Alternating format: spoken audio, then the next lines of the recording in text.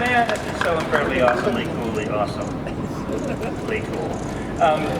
Man, I can't believe, you know, when I look at the history of the Turtles, and we're coming up on 40 years, the Turtles are going to be 40 years old. They're perpetual teenagers like me and Seth Rogen and so many of you other fans out there. But they're going to be 40 years old next year, and every one of the experiences that we've had with the Turtles has just been unexpected, unimagined. It was it's something that we got into for the love and passion of wanting to tell stories. We were following the footsteps of our hero, Jack Kirby, who created most of the Marvel Universe, you guys know. But we just wanted to be like him, and I think even back when I proudly announced to my parents that I'm going to be a comic book artist like Jack Kirby, I think they were positive. We're going to have one of those kids that never moves out of the basement. So, and I go back to 40 years ago when Peter and I were sharing a studio. It was called Mirage Studios. It was Mirage because it was our living room. It wasn't really a studio. And coming up with ideas, trying to sell ideas, trying to break into the comic business any way we could. And I thought one night, if Bruce Lee was an animal, what would be the stupidest animal that he would be? Fast-moving martial artist, slow-moving turtle, made me laugh out loud. And so I did this sketch, turtle standing upright, nunchucks after his arms, and said, "This is going to be the next big thing. Ha ha ha." A Ninja Turtles. So I drew it, Pete laughed, he did the sketch, changed some things, and I thought, well, if one wanted a group of them, and so I did a sketch with 4 turtles, each with different weapons, and had written this kind of comic book Ninja Turtle logo to it, and when he inked it in, he had a Teenage Mutant to the title, and again, we looked at this and we said, this is the dumbest thing we've ever seen, but we love it! This is so incredible, we have to come up with a story that tells how these characters became the Teenage Mutant Ninja Turtles. And that was in 1984. We started, and I want to take a minute to give a super awesome shout out to my partner in crime, co-creator Peter Laird, because without him, they would not exist. And I know he'd love to be here if he could. He doesn't travel that much anymore, but man, what a ride we've had. Because again, go back to 1984. So we come up with this story that tells how the Turtles were born, and we convinced my uncle, loaned us $1,200 to print 3,000 comic books, which we were quite positive we would not be able to sell enough copies of them to pay my uncle back. And so this crazy thing started happening is you fans started buying them, which allowed us to do a second issue, which allowed us to do a third issue, to do a fourth issue. Each time the sales improved, and that to us was really the dream came true moment in that Peter and I were now drawing comic books full-time. That's all we wanted to be, follow in the footsteps of Jack Kirby and tell and write, draw our own stories and have a great time. And then this weird thing happened. We started getting calls from people saying, we think, you know, different agents, and people thought this could be something more than just a comic book. And we were like, no, really? Seriously? We were having so much fun doing the comic book, so we explored the idea to do an animated TV series.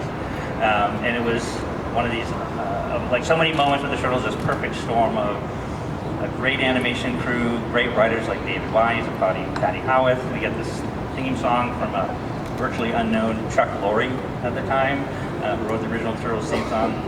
And suddenly we had this show. We did 5 parts, 5-part episode, and it could have failed just as easily as it worked. This crazy thing happened.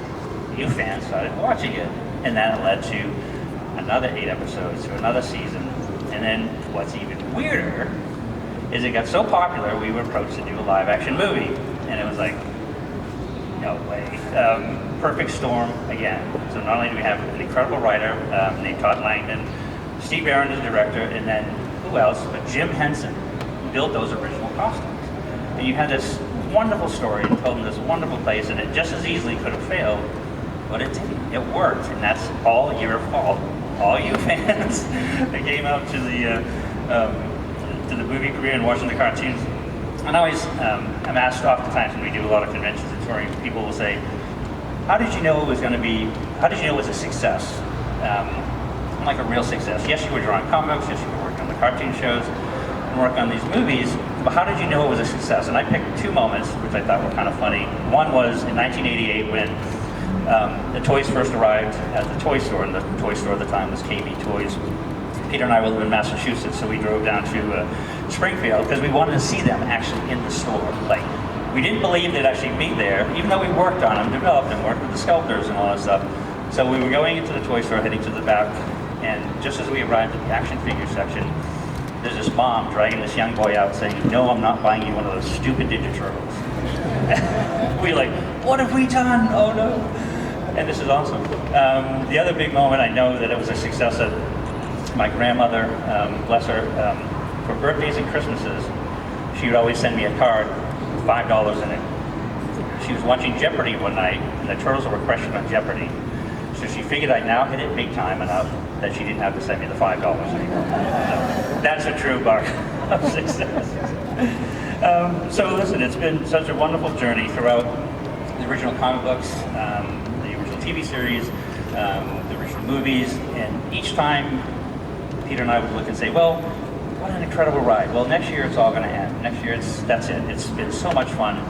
And then this thing continued to drive forward. Again, it's you fans that kept wanting to see another series and another Turtle event, something that these characters, you wouldn't let them go, and it was just the coolest, most proudest thing for us as co-parents. And then I fast forward to an incredible time in 2011, Nickelodeon, Paramount, and Viacom, they bought the rights to all things Turtles, and then brought the original creators back in to work on some of these new animated series, new movies, the new comic books, and it was a big risk and a great creative team, a great partnership of bringing wonderful talent with these, well, because these kids were, I don't call them kids because I'm 61, they were half my age, they write better than I do, they draw better than I do, and they grew up as Turtle fans, and they put all of that passion into this new Turtle series, which just as easily could have failed.